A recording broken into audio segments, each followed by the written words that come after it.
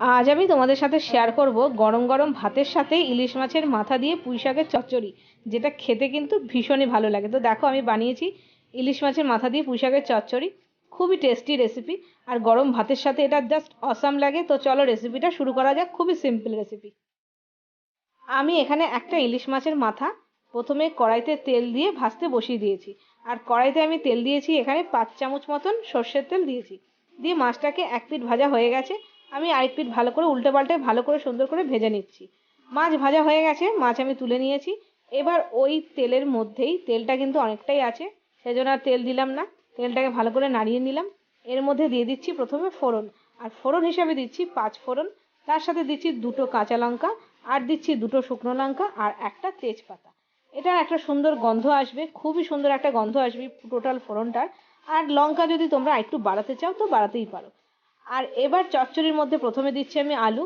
আলু এরকম লম্বা লম্বা করে কেটে নিয়েছি, আর এই সবজি রান্নাটার মধ্যে কিন্তু সবই লম্বা লম্বা করে কেটে নেবে। আলুটাকে 1 থেকে 1.5 মিনিট আগে হাই ফ্লেমে ভালো করে তেলের মধ্যে ভেজে নিচ্ছি।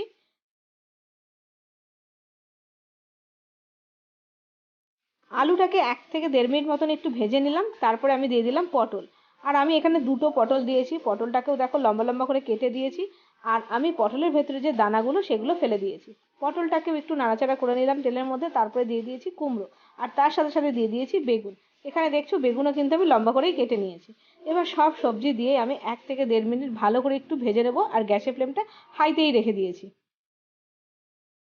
সব সবজি ভালো করে ভেজে নেওয়ার পরে আমি তারপরে দিয়ে দিলাম পুঁই শাক। আর পুঁই শাকটাকে আমি কিন্তু আগে থেকেই কেটে ভালো করে জলের মধ্যে 2-3 বার ধুয়ে নিয়েছিলাম। আর তারপরে দিয়ে দিচ্ছি পরিমাণ মতো নুন, আর তার সাথে সাথে দিয়ে দিচ্ছি পরিমাণ মতন হলুদ। এই রান্নাটার মধ্যে কিন্তু আর কোনো মশলা পড়ে না। হ্যাঁ, তোমরা যদি ইচ্ছে পায় তাহলে একটু সর্ষে বাটা দিতে পারো, কিন্তু আমি এর মধ্যে সর্ষে বাটা দিইনি। কারণ ইলিশ মাছের এই রেসিপিটার মধ্যে ইলিশ মাছের যে একটা সুন্দর গন্ধ এই রান্নাটার মধ্যে মিলেমিশে একাকার হয়ে যায়, সেটাই বেশি ভালো লাগে। সেই জন্য আমি সর্ষে বাটা দিইনি। তবে নিরামিষভাবে যদি করো তাহলে সর্ষে বাটা দিতে পারো। আমি ইলিশ মাছের মাথাও এর মধ্যে দিয়ে দিলাম। দিয়ে এবার আমি গ্যাসের ফ্লেমটা সিম করে 5 মিনিট ঢেকে দিয়েছি।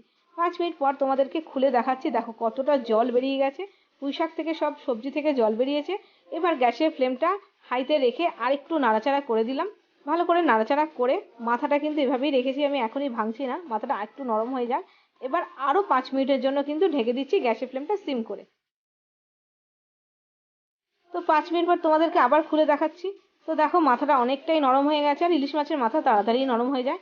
আর দেখো আলুও সুন্দরভাবে গলে গেছে, তোমাদের সামনে কেটেই দেখালাম। এইবার খুন্তি দিয়ে মাথাটাকে আমি একটু একটু করে ভেঙে দিচ্ছি। বেশি ভাঙবে না, কারণ এটা ইলিশ মাছের মাথা। তো কারণ তাহলে পুরো রান্নাটায় কাটা কাটা বেশি হয়ে যাবে, সেই জন্য অল্প অল্প ভেঙে দিলাম। আর তার মধ্যে আলুও কেটে দেখালাম। এইবার আমি দিয়ে দিচ্ছি মিষ্টি। আমি এরকম অল্প একটু মিষ্টি দিলাম, আর তোমরা তোমাদের পরিমাণ অনুযায়ী মিষ্টিটা দিয়ে দেবে। আর এখন আমি গ্যাসের ফ্লেমটা হাইতে রেখে পুরো সবজিটাকে ভালো করে একটু ভাজা ভাজা করে নিচ্ছি। কারণ আমার সবজি গলে গেছে, মাথা গলে গেছে, রান্নাটা কিন্তু প্রায় হয়েই গেছে। তো সেই জন্য গ্যাসের ফ্লেমটা হাইতে রেখে ভালো করে একটু ভাজা ভাজা করে নিচ্ছি। আর খুব সুন্দর একটা গন্ধ আসছে, মানে তোমাদের কি বলবো। তো রেসিপিটা মোটামুটি কিন্তু আমার কমপ্লিট হয়ে গেছে। এবার আমি ভাজা ভাজা করার পরে গ্যাসের ফ্লেমটা বন্ধ করে দেবো, আর 5 মিনিট মতো স্ট্যান্ডিং টাইম হিসেবে রেখে দেবো। তারপরে কিন্তু সার্ভ করবো গরম গরম ভাতের সাথে। আর এই ইলিশ মাছের মাথা দিয়ে পুঁই শাকের চচ্চড়ি খেতে যে কতটা ভালো লাগে, তোমরা বাড়িতে এইভাবে বানাও আর খাও। আর তোমরা আমাকে কমেন্ট করে জানাও। আজকে এই পর্যন্তই, দেখা হচ্ছে নতুন একটা রেসিপির সাথে। ততক্ষণের জন্য বাই বাই।